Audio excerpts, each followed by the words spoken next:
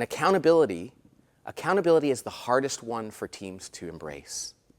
You know, in working with teams over the years, we found that this is by far the most difficult part of forming a team, is getting people on a team to hold one another accountable for what they've agreed to. Now notice what I said there, to hold one another accountable. I didn't say for the leader to hold people accountable. You see, the leader is not the primary source of accountability on a team. The leader is the ultimate source, but the primary, the most frequent source of accountability on a team needs to be teammates, peers. Peer pressure on a team is the best thing we've got going. That's where accountability lives. Somebody turning to one of their teammates and saying, hey, we committed to that. I thought you were going to do that. It doesn't look like you're living up to that. That's a beautiful thing. And you see whether it's military or fire department or doctors in the emergency room, people don't go to their boss and tell on somebody. They confront one another directly because they know that's the way to get things done. And the very best teams very, very infrequently have to go to the leader and tell them about something. That just drags us into politics and delay. Great teams turn to one another and say, hey, listen, we trust each other. We've engaged in conflict. We committed to that.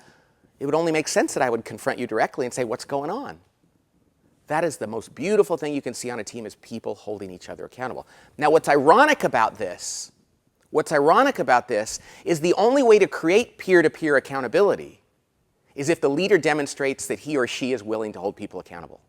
See, it's ironic. The more that a leader is willing to do it, the less likely that he or she is going to have to.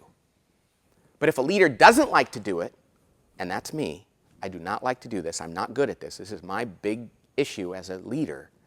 If the leader does not like to hold the team members accountable, then people are going to go to them and make them do it, because they're going to think, why should I do your dirty work if you're going to let them off the hook?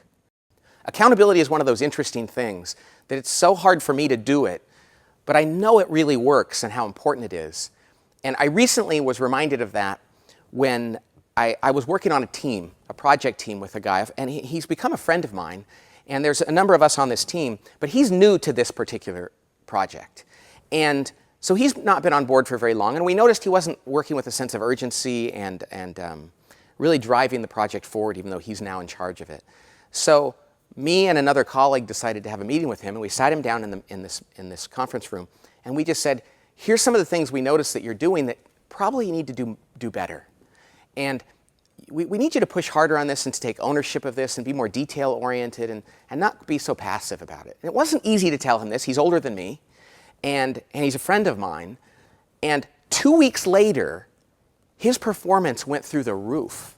People were like, what is that guy doing? This is amazing. I mean, it just completely transformed his performance. And he came to us later and said, I'll tell you what, it was painful to hear what you said to me in that one meeting, but it gave me the clarity I needed to improve. I'm totally doing different work.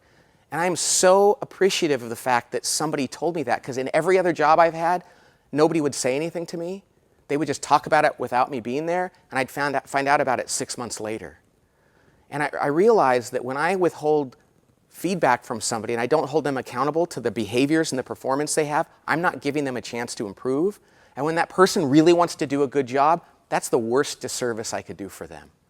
So I think for those of you, if you're like me, that don't like to hold people accountable, remember that you're doing them a favor. And it's really an act of love.